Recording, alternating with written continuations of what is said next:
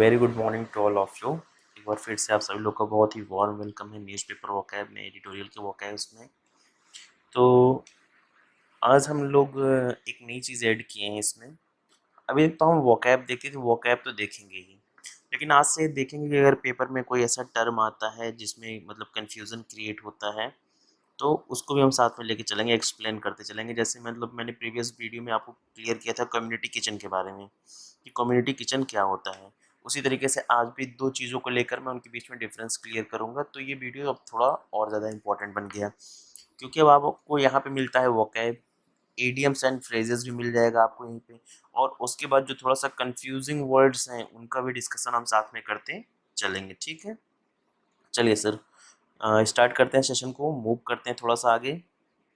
अब देखिए, जैसे सबसे पहले मूव किए तो सबसे पहले हमें एक क्वेश्चन मिल गया कि what is the difference between isolation and quarantine. कि भैया आइसोलेशन और क्वारंटीन में डिफरेंस क्या है। आज इसके बारे में हम डिस्कस करेंगे सबसे लास्ट में, जब हमारा पूरा ये कंप्लीट हो जाएगा, एडिटोरियल का जितना भी वोकैब का पार्ट है जब ये कंप्लीट हो जाएगा तो सबसे लास्ट में हम डिस्कस करेंगे कि आइसोलेशन और क्वारंटीन, क्वारंटीन में क्या डिफरेंस होता है, दोनों में डिफरेंस क्या है, कि दोनों सेम चीज़ें हैं। और वहाँ पे मैं आपको सोचने के लिए टाइम भी दूंगा, तो आप लोग सोचिएगा फिर बताइएगा। ठीक है, चलिए अब वोकैब की तरफ मूव करते हैं। आज का हमारा सबसे पहला वोकैब क्या है? सबसे पहला वोकैब हमारा है क्या? रिप्लीट। क्या है सर? रिप्लीट, जिसका मतलब क्या होता है? भरा हुआ, मतलब कि कोई चीज़ फुलफिल है, कह सकते हैं क्या? लोडेड है, फिल्डेड है, टीमिंग है, या फिर बाउंटीफुल है, ईटीसी। ये सब चीज़ रिप्रेजेंट करती है कोई चीज़ क्या हुआ है? भरा हुई है। ठीक है, चलिए नेक्स्ट मूव करते हैं सेकंड की तरफ। सेकंड हमारा क्या है? थ्राइव। सेकंड वर्ड हमारा क्या है? थ्राइव, जिसका मतलब क्या होता है? कामयाब होना। थ्राइव मतलब क्या होता है? कामयाब होना। ठीक है, अगर सिनोनिम्स की बात करें तो थ्राइव तो मान लीजिए वही हो गया। प्रॉस्पर मतलब समृद्धि, बियर फ्रूट्स, फ्लोरिश और ब्लूम, ये सारे इसके क्या बन जाएंगे? सिनोनिम्स बन जाएंगे। और ये किसकी तरह यूज होता है? वर्ब की तरह से। ठीक है, चलिए आगे मूव करते हैं और अपना वोकैब नंबर थर्ड देखते हैं। वोकैब नंबर थर्ड हमारा क्या है? वोकैब नंबर थर्ड हमारा मैग्ना निमस। मैग्ना निमस, जिसका मतलब क्या होता है? उदारी। और ये किसकी तरह यूज होता है? एडजेक्टिव की तरह, क्योंकि किसी का नेचर शो करता है कि वो पोलाइट है, हम्बल है, या फिर किस तरह से है। और सिनोनिम्स की बात करें तो सिनोनिम्स पे सबसे पहला हम सिनोनिम्स का लिख सकते हैं क्या? ऑल्ट्रिस्टिक। दूसरा क्या लिख सकते हैं? चैरिटेबल, जेनरस, लिबरल, बेमनोलेंट, लीनियंट, ये तो फिर वही वर्ड आ जाएगा आपका। और अनडिमांडिंग। और जितना भी ये सारी चीज़ें हैं सब रिप्रेजेंट करेंगे किसको? उदार को। और आपको मैंने एक स्टार्टिंग के सबसे पहले वीडियो में बताया था, किसी के लास्ट में अगर ए बी एल आता है तो हमेशा रिप्रेजेंट करता है किसको? एडजेक्टिव को। ठीक है, तो वीडियो एक बार रिपीट करके देख लीजिएगा, तो अगर कन्फ्यूजन होगा तो आपका वो क्लियर हो जाएगा। चलिए मूव करते हैं आपके वोकैब नंबर 4 की तरफ। वोकैब नंबर 4 क्या है? वोकैब नंबर 4 है आपका पैल्पेबल। पैल्पेबल, इसका मतलब क्या होता है? इसका मतलब होता है स्पष्ट, क्लियर। और ये भी किसकी तरह यूज होता है? एडजेक्टिव की तरह यूज होता है।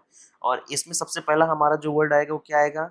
नोटिसेबल आएगा। उसके बाद क्या आएगा? क्रेडिबल आएगा। उसके बाद क्या आएगा? परसेप्टिबल आएगा। और उसके बाद क्या आएगा? टेक्टाइल। टेक्टाइल तो ये है, टेक्टाइल हो गया, टेंडर हो गया, और ये सेम वर्ड आपका पैल्पेबल वही है। ठीक है, चलिए आगे मूव करते हैं फिफ्थ की तरफ। फिफ्थ हमारा क्या है? फिफ्थ हमारा है स्ट्राइव, जिसका मतलब क्या होता है? प्रयास करना। और ये किसकी तरह यूज होता है? वर्ब। और मतलब बचपन से हम लोग जानते हैं जिसके लास्ट में ना नी ने आता है, तो जनरली, हमेशा नहीं, जनरली वो किसकी तरह यूज होता है? वर्ब की तरह। सिनोनिम्स की बात करें, सिनोनिम्स में क्या बोल सकते हैं? एम बोल सकते हैं, अटेम्प्ट बोल सकते हैं, और क्या बोल सकते हैं? इंडेवर बोल सकते हैं। ठीक है, अगला वर्ड मूव करते हैं हम लोग सिक्स की तरफ। सिक्स नंबर क्या है? इक्विप। इक्विप का मतलब क्या होता है? प्रिपेयर करना, संवारना, या फिर एक तरीके से कह सकते हैं कि किसी लैश करना। जैसे इक्विपाइडेड होता है ना, लैश करना किसी चीज से, संवारना, सजाना। तो क्या कर सकते हैं? आर्म कर सकते हैं, गियर कर सकते हैं, डेकोरेट कर सकते हैं, फॉर्मलाइज कर सकते हैं। तो ये सारे इसके क्या बन जाएंगे? सिनोनिम्स बन जाएंगे। चलिए मूव करते हैं सेवन नंबर की तरफ। सेवन नंबर क्या है हमारा? सेवन नंबर हमारा ट्रेमर, जिसका मतलब क्या होता है? कंपन। और ये किसकी तरह यूज होता है? नाउन की तरह। जिसे हम सिनोनिम्स में क्या लिख सकते हैं? वाइब्रेशन, या फिर क्या लिख सकते हैं? शेकिंग। क्या लिख सकते हैं? वाइब्रेशन, या फिर क्या लिख सकते हैं? शेकिंग। ठीक है, एट की तरफ मूव करते हैं सर। एट नंबर क्या है हमारा? एट नंबर हमारा है ओडियस। ऑडियस का मतलब क्या होता है? घिनौना। और ये किसकी तरह यूज होता है? एडजेक्टिव की तरह। किसकी तरह यूज होता है सर? एडजेक्टिव की तरह। अब हम सिनोनिम्स बात करेंगे। सबसे पहला क्या हो जाएगा? डिस्गस्टिंग। दूसरा क्या हो जाएगा? हॉरिड। उसके बाद क्या हो जाएगा? सॉर्डिड। उसके बाद रिपीट। अगला वर्ड क्या हो जाएगा? अगला वर्ड हो जाएगा आपका एबोनिएबल। और उसके बाद क्या हो जाएगा? सिकनिंग। इसके बाद हम 9 नंबर से देखेंगे। 9 नंबर से हमारा क्या आ जाएगा? Idioms and phrases. जैसे ही मतलब एडिटोरियल में लिखा था, मैंने ये देखो एडिटोरियल की लाइन ही वहाँ पे पेस्ट कर दी है, एकदम उठा के वैसे रख दिया है। Plasma therapy is no silver bullet. अब ये क्या है उसके बाद देखते हैं, पहले हम फ्रेज देखते हैं। सबसे पहला हमारा फ्रेज क्या है? Silver bullet. जिसका मतलब क्या होता है?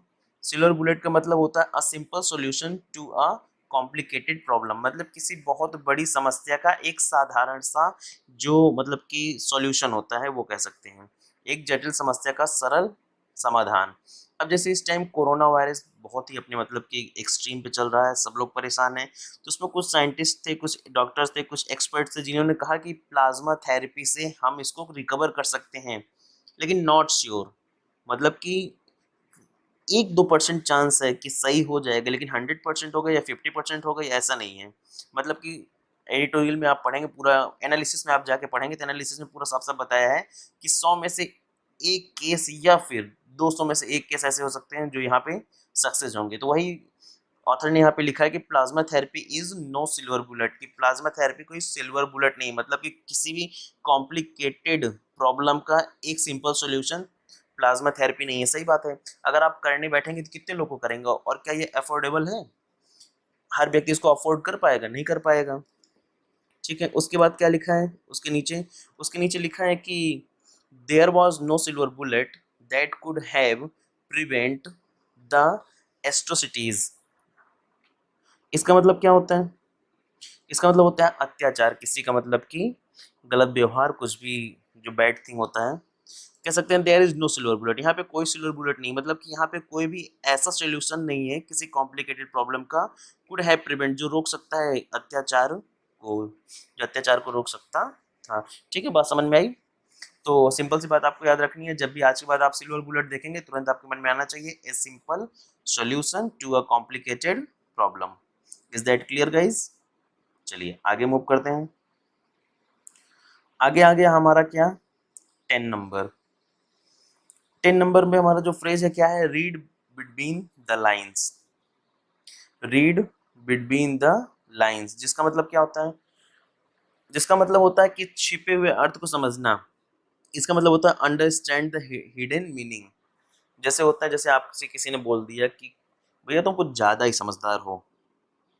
जैसे आपसे किसी ने बोल दिया कि भैया तुम बहुत ज़्यादा ही समझदार हो या कुछ ज़्यादा ही समझदार हो, तो आपको बोलने के टोन पे उसके हिडन मीनिंग को समझना पड़ेगा, उसको समझना पड़ेगा ये कहना क्या चाहता है, ये आपके लिए कमेंट है कि कॉम्प्लीमेंट है। और जब भी ऐसा सिचुएशन आता है तो आप फ्रेज यूज कर सकते हो क्या? Between. Read between the lines, मतलब कि किसी के हिडन मीनिंग को समझना। चलो एग्जाम्पल से देखते हैं क्या लिखा है। He gave a very diplomatic explanation, but if you read between the lines, it seems like he was fired for political reasons. अब इसकी मीनिंग एकदम क्लियर है, आप लोग पढ़ के समझ ही गए होंगे। लिखा है कि he gave a very diplomatic explanation, उसने बहुत डिप्लोमेटिक एक्सप्लेनेशन दिया है, मतलब कोई क्लियर कट बात नहीं कही है। But if you read between the lines, लेकिन अगर तुम उसके हिडन मीनिंग को समझोगे या हिडन जो उसका एजेंडा था उसको समझोगे या जो उसमें बात है उसको समझोगे, इट सीम्स, तो ऐसा लगता है या ऐसा दिख रहा है, like he was fired for political reason, उसे फायर्ड कर दिया गया किसी कारण से? पॉलिटिकल रीजन के कारण से। बात समझ में आई? आई होप आ गई होगी। ठीक है। तो 10 वोकैब था, हो गया सारा। अब हमारा जो स्टार्टिंग का क्वेश्चन था क्या? आइसोलेशन और क्वारंटीन से। चलिए देखते हैं। अब यहाँ पे मैं आपको दूंगा 30 सेकंड का टाइम। यहाँ पे मैं आपको दूंगा कितने सेकंड का टाइम सर? 30 सेकंड का टाइम। सबसे पहले आप अपने मन में खुद सोच लीजिए क्वारंटीन क्या होता है, आइसोलेशन क्या होता है, और उसके बाद फिर मैं बताना स्टार्ट करूंगा। ठीक है। 30 सेकंड का टाइम दे रहे हैं सर, 30 सेकंड आप लोग सोच लीजिए जल्दी से। चलिए योर टाइम स्टार्ट्स नाउ। जल्दी से सोचिए कि दोनों में डिफरेंस क्या है, क्या मेजर डिफरेंस हो सकता है। अगर दोनों सेम है तो अलग अलग बनाने की जरूरत क्यों पड़ी? जल्दी से। आइसोलेशन और क्वारंटीन।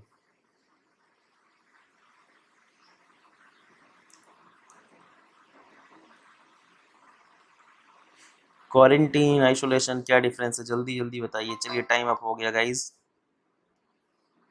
टाइम अप हो गया। अब हम लोग इसका आंसर को चेक करते हैं। चलिए अब मेरी बात ध्यान से देखिएगा, समझिएगा। ओके, ये आपके सामने एक्सप्लेनेशन आ चुका है।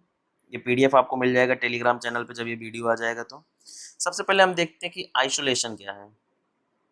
लिखा है कि isolation separate sick people, isolation separate करता है, अलग करता है किसको, सिक पीपल को, बीमार लोगों को, with a contagious disease from people who are not सिक।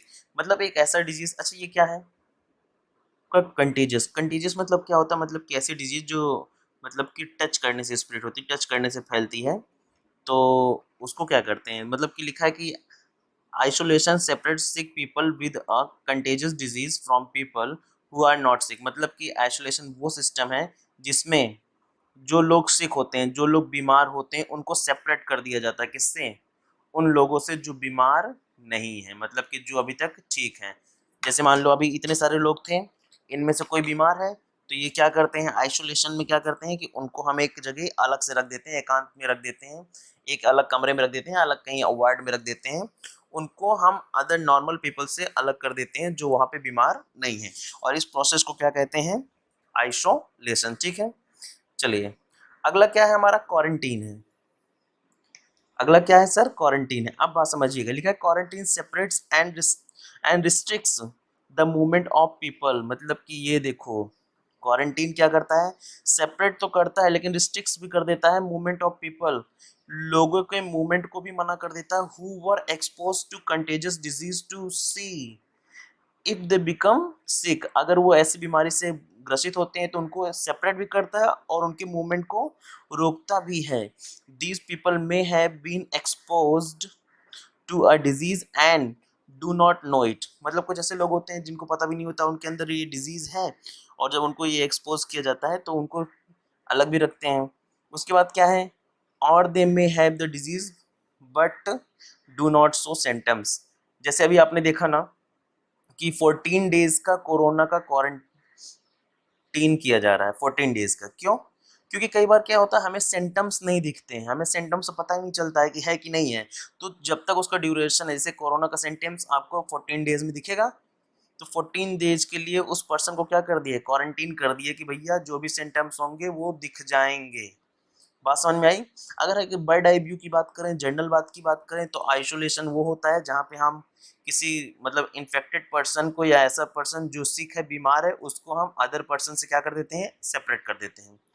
लेकिन क्वारंटीन वो होता है जहाँ पे हम सेपरेट करते हैं और उसको क्या करते हैं, उसके ऊपर रोक भी लगा देते हैं कि वो कहीं आ नहीं सकता, कहीं जा नहीं सकता मूवमेंट पे। प्लस अगर हमें किसी के ऊपर डाउट है कि वो इन्फेक्टेड हो सकता है या वो बीमार हो सकता है, लेकिन उसके सिम्टम्स अभी तक हमें पता नहीं है, तो ऐसे पर्सन को भी हम कुछ दिनों के लिए लोगों से अलग रख देते हैं, क्वारंटीन कर देते हैं, जैसे अभी कोरोना वायरस में 14 डेज के लिए किया जा रहा है। ठीक है, आई होप गाइज आपको ये बात समझ में आ गई होगी।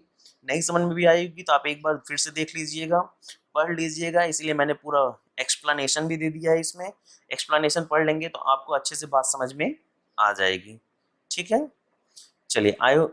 और बाकी सर वकैब आपको ऐसे मिलते रहेंगे, और वकैब के साथ जो आपके टिपिकल टर्म है वो भी मिलते रहेंगे। जैसे कल हमने सीखा था कम्युनिटी किचन के बारे में, आज हम सीख रहे हैं किसके बारे में, आइसोलेशन और क्वारंटीन के बारे में। तो कल के एडिटोरियल में ऐसा कोई टर्म आएगा तो मैं आपको वो बताऊंगा। ठीक है, और बाकी ये सारे सीरीज चल रहे हैं sir, phrase replacement, fillers, vocab, और ये हमारा टेलीग्राम चैनल, जिसने ज्वाइन नहीं किया ज्वाइन कर लो सर। जैसे ही वीडियो आ जाएगा यूट्यूब पे, आपको टेलीग्राम चैनल पे मैं इसका पीडीएफ भी प्रोवाइड कर दूंगा। ठीक है, चलिए सर, तब तक keep practising, keep smiling sir, thank you so much.